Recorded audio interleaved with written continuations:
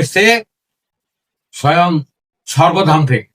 দাড়ি, নারীদের স্তন আর রজস্রাব, শুক্র, এগুলো এই দেশ থেকে আসে না। কেউ চিঠি দিয়ে আনে না, কেউ ফোন করে আনে না। এরা সবাই স্বর্গধামের নবী আরবি ভাষায়, আর বাংলা ভাষায় এরা হলো দেবতা। এই সূত্রগুলো যাদের মনে থাকবে এরা আমার আলোচনা বুঝবে আর আমার লেখা বুঝবে। আর এই সূত্রগুলো যাদের মনে থাকবে না তারা কখনোই বুঝবে। সমাজে মোল্লা মুন্সিরা যা বলে এগুলো সব রূপক। যত কাহিনী বলবে এটা রূপক, যত আনুষ্ঠানিকতা করে এটা, যেমন সবে কদর এটা রূপক, নামাজ এটা রূপক, সিয়াম রোজা সিয়াম এটা রূপক। এই রূপকটার ভিতরে সত্যটা বা হাকিকতটা লুকাই, এর জন্য গুরু দরকার। যেমন কোরআনের আয়াত আছে ফাসআলু আহলি যিকরা, তোমরা যারা জানে তাদের কাছ থেকে জিজ্ঞেস করে জেনে নাও। আল্লাহ বলছে যে চেনাল পেলে চিনে নিতাম যে তো মনের ধুক ধুকি, চিরদিন পোষলাম এক অসেন পাখি, চেনাল পেলে চিনে নিতাম। আর কোরআনের আয়াত আল্লাহ বাণী একই। কিন্তু যারা এই প্রথম থেকে কথা বলে তাদের সবার বাণী এক হবে, একটা সূত্র দ্বারা লেখা, সবার মনে রাখা লাগবে এটা।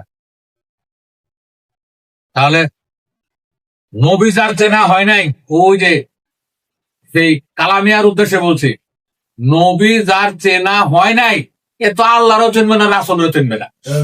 সৌদি আরবের নবী যদি কেউ চিনে বসে থাকে, সৌদি আরবের নবী চিনে বসে থাকলে তার দ্বারা তো আর আল্লাহ রাসূল পাওয়া সম্ভব না। সংবাদদাতাই তো সে চিনল না। আমি সর্বসম্মুখে কথা বলি না, এই কথাগুলো তো সারা পৃথিবীতে ছড়াচ্ছে, 40 কোটি বাঙালির ভিতরে এই কথাগুলো ছড়াচ্ছে। তাহলে যে ব্যক্তির নবী চিনল না, সাইদের একটা বাণীর ভিতরে আছে, নবী কেনা চিনলে কি আর না আল্লাহ আল্লাহ পাবি। নবী হলো নারী দেহের জাত। আমি আবারও বলছি ভালো করে, আমার এখানে যতগুলো লোক আপনারা উপস্থিত আছেন নিজেরা জানবেন। যারা প্রেমিক ঘরের স্ত্রীকেও জানাবেন না যদি সে প্রেমিক না হয়, ছেলে মেয়ে আত্মীয় স্বজন বন্ধু কাউকে জানাবেন না যদি প্রেমিক না হয়। সব কথাই বলবেন না, সাংসারিক কথা বলবেন, কিন্তু তাত্ত্বিক কোনো কথা বলবেন না। মনে থাকবে সমাজে কিন্তু অঘটন ঘটতেছে। খুলনায় এক লোক ফোন করে আমার কাছে কান্দে এই কয়েকদিন আগে। কি হয়েছে? তা আমি আপনার ভিডিও দেখে এই কথাগুলো ছড়াইছি। ছড়ানোর পরে পুরো সমাজ বিরোধী হয়ে গেছে, সমাজের লোক আমার এক করে ফেলে। আমি বললাম আপনি কি এখানে আসছেন দীক্ষা নিছেন? না, তো দীক্ষা না নিয়ে আপনি ভিডিও থেকে মানে ইউটিউব থেকে ভিডিও দেখে ছড়াইলেন, দোষটা আপনার। আমরা তো বলি যে দেখবো শুনবো, বলবো না। এইটা আমাদের সবার কমন বাণী দেওয়া। আপনি দেখবেন শুনুন বললেন কেন? বলনকারীরা চেনেন না, বলনকারীর কোনো ভিডিও দেখেন না, কি আমরা বলনকারীর সঙ্গে সাক্ষাৎ করেন নাই, ভিডিও দেখে আপনি প্রচার করা শুরু করলেন, বিশাল বিপদে আসে। আমি কাছে দায় দায়িত্ব আমি নেব। আমাদের কাছে দীক্ষা না নিলে এই দায় দায়িত্ব আমরা নেব না। আর আমার কাছে থেকে হাতে কলমে না শিখলে এই দায়িত্ব আমি নেব। প্রচার করতে গেলে তো তার যোগ্যতা লাগবে, কোন ক্যাটাগরিতে কথা বলবে, কার সাথে কথা বলবে। ঘরের স্ত্রী যদি বিরোধী হয়, তার সঙ্গে শরীয়তপন্থী হয়, নামাজি হয়, রোজাদার হয়, তার সঙ্গে আমাদের তাত্ত্বিক কথা বললে স্বামীর বিরোধ হয়। আর স্বামী যদি মানে সামাজিক হয়, আর স্ত্রী যদি তাত্ত্বিক হয়, স্বামীর সঙ্গে কথা বললে স্ত্রীর বিরোধ হয়। এই কথা এই জিনিসগুলো খুবই সাবধান, যত্র তত্র বলা যাবে। আর আবার ওই যে কালামিয়ার কথাই যায় যে নবীকে না চিনলে কি আর আল্লাহ পাবে? নবী চেনা হয় নাই। আমাদের মরমীবাদী যারা, তারা সূক্ষ্মাতে সূক্ষ্ম বিচার করে, মর্ম বিচার করে, মর্ম মানে কারণের কারণ বিচার করে মরমীরা। আর সমাজের লোক যারা আছে এরা তো হুজুগে বাঙালি, ধরে কাও হুজুগে বাঙালি শব্দ আছে না? হুজুগে বাঙালি মানে বললে ঝাঁপায় পড়লো, হ্যাঁ মারতে হবে, ঝাঁপায় পড়লো। কি কারণ? এর দরকার, এটা ভাঙতে হবে, বাস ভেঙে দে। এটা তো ঠিক না, ভাগ বিচার করে করতে হবে। আমরা আবার কালামের উদ্দেশ্যে কথা বলি যে আমরা মাতৃগর্ভ থেকে যখন জন্ম নেই, আমার কাছে যে মালটা থাকে, সন্তানের কাছে যে মালামালটা আছে, এইটা হলো আদি কোড বা মানে অরিজিনাল। তারপরে সন্তানটা আস্তে আস্তে বড় হতে থাকবে, আর তার দেহে যা কিছু গজাবে বা উদ্গত হবে, এইগুলো সবই হবে নবী রাসূল। সবগুলো নবী রাসূল। তাহলে সন্তান জন্ম হওয়ার পরে সর্বপ্রথম দাঁত আসবে 2 মাসে 6 মাসের ভিতরে। এই দাঁতটাই প্রথম সাংবাদিক, প্রথম নবী, প্রথম রাসূল। সে একটা মেসেজ নিয়ে এসে কোথা থেকে? স্বর্গ থেকে। স্বর্গ থেকে একটা মেসেজ নিয়ে এসে বলছে যে এখন সে শক্ত খাবার খাওয়ার উপযোগী হয়েছে, এবং মায়ের স্তনের গোটায় কুটকুট করে কামড় দেয়। এতে মায়ে বোঝে যে ওর দাঁত গজাইতেছে। তখন ওই বিস্কুট আর হলো আপেলের টুকরা দিবে, তুই খা। তারা ঘরে ঘুরতে থাকবে ওই বিস্কুট আর আপেল নিয়ে। কি তার মানে হয়তো শান্তি পাইতেছে যে দাঁতের সুরসুরি আছে, কিছু কামড়াই নেই, লাগবে যা পাবে তাই ওকে দিয়ে কামড়ানো শুরু করে, তাই না?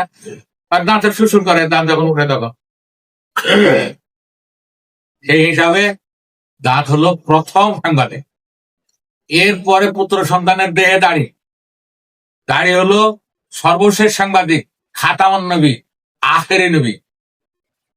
এই দাড়ি এসে একবার ফাইনাল বললো যে তুমি এতদিন কিশোর ছিলে, তোমাকে যুবকে উন্নীত করা হলো, তুমি এখন যুবক। যুবক আইনে তোমার বিচার হবে, কিশোর আইনে তোমার বিচার হবে না। এই সংবাদটা দিচ্ছে কে? দাড়ি না? অতএব দাড়ি হলো ডিভাইন মেসেঞ্জার, আরবি ভাষার নবী, বাংলা ভাষা হলো স্বর্গীয় বার্তাবাহক। মনে থাকবে? দাড়ি এইটাই তোমার নবী। আর নারী দেহে বয়সন্ধিকালে স্তন এবং রজস্রাব। আমি হলাম নারীদের শেষ বার্তাবাহক। আবার দাঁড়িয়ে বলে যে আনা খাতামান নাবিল ইসমির রিজাল, আমি পুরুষ দেহের সর্বশেষ ঐশী বার্তাবাহক। দাড়ির কথাও ঠিক আছে, আর রজস্রাবের কথাও ঠিক আছে। এই জন্য কোরআন মাজিদে খাতামান নাবিয়্যিন শব্দটা আছে। সূরা আহজাবের 40 নম্বর আয়াতে ওয়ালাকিন রাসূলুল্লাহি ওয়া খাতামান নাবিয়্যিন, এবং আমি শেষ বার্তাবাহক, না আমি হলাম খায়ের বার্তাবাহক এবং সর্বশেষ ভাববাদী। খাতামান নাবিয়্যিন সকল বার্তা ভাববাহকদের শেষ আমি। খাতাম মানে আরবিতে বলে যে আংটি, আরবিতে আংটিও বলে, আবার খাতাম মানে আংটিতে আগে নাকি সিলের যে লেখাটা আগে আংটিতে ছিল, মানুষে বলে আংটি দিয়ে এই সিলটা মারলে এটা কার্যক্রমের শেষ। যে কোনো অফিস আদালতে শেষে দেয় কি? লেখাটাকে শেষ, ছোট শেষ, শেষে দেয় সিলটা। ওই সিল নাকি কথিত আছে, মানুষে বলে যে আগে এই আংটির উপরে কোথায় ছিল, এই আংটি দিয়েই সিলটা মারতো। এই জন্য এর নাম হচ্ছে খাতাম। খাতাম মানে হলো শেষ, শেষ কাজ হলো সিল মারা। আংটি দিয়ে যেমন খাতাম মানে শেষ সিলটা মারা, তেমনি ওই যে নবীর বেলাও বলছে যে খাতামান নাবিয়্যিন, নবী হলো 1 বছর, আর নাবিয়্যিন বহু বছর। সকল আম্বিয়াদের, মানে আম্বিয়া মানে নবীর বহু বছর হলো আম্বিয়া, নাবিয়্যিনও যেমন বহু বছর, আম্বিয়াও তেমন বহু বছর। ঠিক আছে? নবীর বহু বছর আম্বিয়া, নবীর বহু বছর নাবিয়্যিন। মনে থাকবে? আর সকল ভাববাহীর শেষ হলো আমি, এই কথা বলছি। সেইটা যদি নবী বলে, নবীর একটা হাদিসের ভিতরে আছে যে কালান নবী সাল্লাল্লাহু আলাইহি ওয়াসাল্লাম আনা খাতামান নবী ওয়ালা নাবিয়্যা বাদে, আনা খাতামান নাবিয়্যিনা ওয়ালা নাবিয়্যা বাদে, আমি হলাম ভাববাহীদের সর্বশেষ, আর আমার পরে আর কোনো ভাববাহী বার্তাবাহী নাই, বার্তাবাহক ভাববাহক নাই। এই কথা কে বলছে? আমাদের নবীর কথা, এটা হাদিস ছিল। আমাদের নবীকে দাড়ি, আমাদের নবীকে রজস্রাব। এটা হলো কোরআনের নবী, মানবদের নবী, হাকিকি নবী, বাস্তব নবী, জীবন্ত নবী। আর ওরা যে নবীর গল্প করে, এই নবী মদিনায় শুয়ে আছে, কেউ বলে জিন্দা আছে, কেউ বলে নাই, পচে গেছে। এ হলো মোল্লা মঞ্চের অনুমান। এই কোরআন মাজিদ সারা বিশ্ববাসী সবার জীবন বিধান। এই কারণে সবার কাছে এটা গ্রহণযোগ্য, এটা সবার কাছে চির বর্তমান। এখন এটা 1500 বছর আগে ফিরে যাওয়ার কোনো সুযোগ নাই। লালন সাইজির বাণী সব এখন। কেউ যদি বলে 200 বছর আগে এটা অ্যাপ্রোপ্রিয়েট ছিল, যথাযথ ছিল, যুগোপযোগী ছিল, এখন আর নাই, ভুল। ঐশীবাণীর লেখার নিয়ম হলো 4টি নিয়ম আছে ঐশীবাণীর লেখা। প্রথমে এটা সার্বজনীন হতে হবে, 1। 2, এটা সার্বকালীন হতে হবে, সর্বকালে এটা অ্যাপ্রোপ্রিয়েট যথাযথ হতে হবে। 3, এটা কোন স্থান এবং কালের ঊর্ধ্বে হতো। 4, এটা মানবদের গুপ্ত রহস্য ভিত্তিক হতো। কয়টা হলো? এই 4টা হলো ঐশীবাণীর বৈশিষ্ট্য। তুমি যদি লেখো তোমারটা ঐশীবাণী, এটা কোরআন মাজিদে থাকলে ঐশীবাণী, বেদে থাকলে ঐশীবাণী, ইঞ্জিলে থাকলে ঐশীবাণী, গানে থাকলে ঐশীবাণী। এই 4টা বৈশিষ্ট্য যদি কোনো বাণীর ভিতরে থাকে সেটাই ঐশীবাণী। এখন কে মানবে আর কে মানবে না? যারা মূর্খ এরা বলবে যে ঐশীবাণী তো জিবরাইল আমিন আনবে। জিবরাইল হলো মানুষের মুখের কথা। তুমি কও যে জিবরাইল কে? মানুষের মুখের কথা। হ্যাঁ, ওরা তোর কথা কও। মানুষের মুখের কথা। ওই যে কালামি কানে কম শুনে, কানে কম শুনে, কালামিয়া কানে কম শুনে না শুনে। কালামিয়ারে আমি বলতেছি যে জিবরাইল কে? হ্যাঁ, জিবরাইলের অবস্থান এই কণ্ঠে, বোবার কাছে নাই। এটা হলো GAB, গ্যাপ। গ্যাপ মানে কথা, আর গ্যাবল মানে হলো ফিসফিসিয়ে কথা, কানে কানে কথা। আর গ্যাব্রিল হলো কথা বলার দেবতা, ইংলিশে গ্যাবরিল, আর এইটাই আরবিতে এসে হয়েছে জিবরিল। আল্লাহ সম্পর্কে কিছু মূর্খ ওয়াইজেন বক্তা আছে না? হ্যাঁ, কে করছে? আল্লাহ। রোগ ভালো করবে কে? আল্লাহ। ওই শালাক বলতে হবে যে তুই ডাক্তারের কাছে যাবি না, তোর আল্লাহরে ডাকবে, তোর রোগ ভালো হবে। খাবার দেবে কার কাছে যাবে? ওই শালাক বলতে হবে যে তুই দোকানে যাবি না, চাল কিনবি না, তুই আল্লাহর কাছে যাবি খাবার। ওই ওয়াইজিন বক্তা মূর্খ গন্ড মূর্খ যে জোকা মাকাল ফল সেটাই সুজা থাকে, এটা রাখলে বলবো যে তুইও এক মাকাল ফল। অনেক কথায় কথায় কার কাছে যাবে? আল্লাহর কাছে। অসুখ হইলে কার কাছে? অভাব হইলে কার কাছে? বিপদ হইলে কার কাছে যাবেন? আল্লাহ। আল্লাহ সব পারে। আল্লাহ সব পারে। সমাজে এই জিনিসগুলা এমন ভাবে প্রতিষ্ঠিত হয়ে গেছে, একবারে ক্যান্সারের মতো,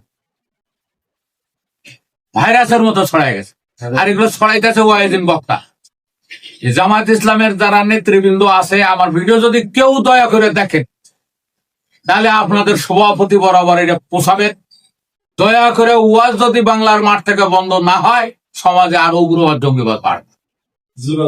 এই ওয়াজের রূপকথা, এই দল বলে যে এই নবী এইরকম, ওই দল বলে নবী মাটির, ওই দল বলে নবী নূরের, এরা বলে যে আহলে সুন্নাত ওয়াল জামাত আমরা সঠিক, এরা ভ্রান্ত, এরা বলে যে ওরা ভ্রান্ত আমরা সঠিক। আহলে বায়াত, আহলে কোরআন, আহলে হাদিস বাড়াইছে আবার আর এক দল। কালকে আমার সাথে একদল কথা বললো, তার তাবলিগ জামাত তানিয়া নাকি। তাবলিগ জামাত কি? আমি বললাম যে এরা আর এক অন্ধ ফেরকা, আর বলে ফেরকা, বাংলা বলে উপদল। নবী হলো আখেরি নবী, খাতামান নবী, এইটা হলো রজস্রাব আর দাড়ি। তো দাড়ির কথাটা তেমন আসে না এই কারণে যে দাড়িটা কবে উদ্গত হয়, কিভাবে উদ্গত হয়, শ্বশুর শ্বশুর আস্তে আস্তে হয়, ডেটটা লিখতে পারে না, ডেটটা মনে থাকে না। দাড়ি উদ্গত হওয়ার কেউ বলতে পারবে সঠিক করে? কেন নয়? ওটা হলো শ্বশুর শ্বশুর আস্তে আস্তে আস্তে আস্তে। আর রজস্রাবটা একদিনই ভোগ করে আবার, সেটা রাস্তায়, স্কুলে, মাঠে, পুকুরে, ঘাটে, দিনে রাতে। প্রথম যেবার আসবে কোনো নোটিশ টোটিশ না দিয়া, কিছু নোটিশ আছে, কিছু চিহ্ন আছে, এটা সাধকরা জানে, সাধারণ মানুষ জানে না। সাধারণ ওই ছোট ছোট কিশোরীরাও জানে না যে কবে আগমন ঘটবে। সাধকের কাছে থাকলে সাধক আবার জানায় রাখবে যে তোর ভিতরে যখন এই এই এই চিহ্নগুলা আসবে, তখন তুই জানবি যে তোর ভিতর থেকে রক্ত বাড়ায়, আর রক্তটা বাড়াইলে তখন তুই আমাদেরকে জানাবি। এই জন্য তোর এই প্রস্তুতি আছে, ব্যাগে প্যাড রাখলে চলো। বসন্তকালে এগুলো প্রশিক্ষণ দেওয়া লাগে, জানানো লাগে, মহিলা শিশুদের মানে কিশোরীদের জানানো লাগে, আর না জানা পারলে তো আর হয় না। যখন আসে ওই তারিখ থেকে ডেটটা লেখা রাখে। এই জন্য রজ দিবস, ইউরোপের বিভিন্ন জায়গায় রজ দিবস পালন হয়, কন্যা সন্তানের রজ দিবস। এই কারেন্টের লাইটটা দাও, এটা এখানকার লাইট গুলো ওই লাইটটা দাও। হ্যাঁ আর নাই, হ্যাঁ থাক থাক।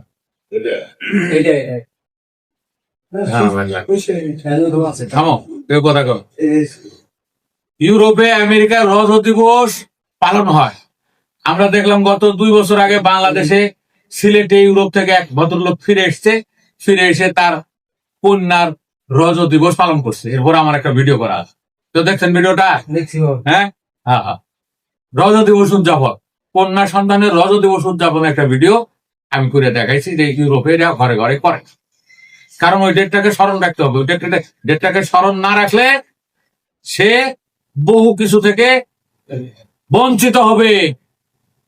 এই ব্যাপারে কোরআন মাজিদে একেবারে পরিষ্কার আয়াত আছে, মা আতাকুমুর রাসূল, মা আতাকুমুর রাসূলু ফাখুযুহু, বার্তাবাহক যা আনায়ন করেন তা তোমরা গ্রহণ করো, ওয়া মা নাহাকুম আনহু ফান্তাহু, এবং তিনি যা নিষেধ করেন তা তোমরা বর্জন করো। তাহলে বার্তাবাহক হলো দাড়ি, বার্তাবাহক হলো রজব। এই রজস্রাব যখন আসে, আমার কাছে যারা ভিডিও দেখতেছেন এরা বাদে বাংলাদেশের এই মাথা থেকে ওই মাথা পর্যন্ত 3.5-4 লাখ মসজিদের ইমাম, মুয়াজ্জিন, খাদেম আর সারা দেশে যত বক্তা ওয়াইজিন আছে, এগুলো টেস্ট করার জন্য কারো ভাই ভাতিজা চাচা ফুপা যদি থাকে ওয়াইজিন জোকার, তাহলে টেস্ট করার জন্য একটু জিজ্ঞেস করবেন যে ভাতিজা রাসূল কি কি এনেছেন আমার একটু জানাও তো। মা আতাকুমুর রাসূল, আতা মানে আনা, মা আতাকুমুর রাসূল, মা আতাকুমুর রাসূলু ফাখুযুহু, মানে বার্তাবাহক যা আনয়ন করেছেন তা তোমরা গ্রহণ করো। খুঁজ মানে ল, ইংলিশে বলে টেক, ল, রাখো। আর আরবিতে বলে খুঁজ, ধরো, রাখো। হ্যাঁ, ওমান নাহাকুম আনহু ফান্তাহু, এবং তিনি যা নিষেধ করেছেন তা তোমরা বর্জন করো। তার রাসূল কি কি এনেছেন?